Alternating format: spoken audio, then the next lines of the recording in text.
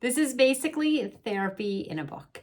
So I feel like it's something we all need, whether we want to admit it or not, but working on your shadow and just the things that have hurt you in the past. This book is really a deep dive into that, but it has not just prompts, but also exercises to get you past the things that are just your shadows in your life.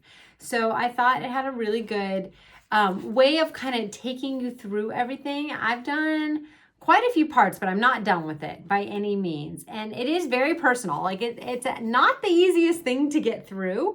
Some things you do need a little mirror for, so you might want to have a mirror handy. There's quizzes, and it's good. Like, I think it's a really good book to just help anyone out. I think we all need this, and something you can kind of sit with and do maybe 5 minutes a day, 10 minutes a day. You can come to it, you can leave it for a while, and when you're ready, come back to it.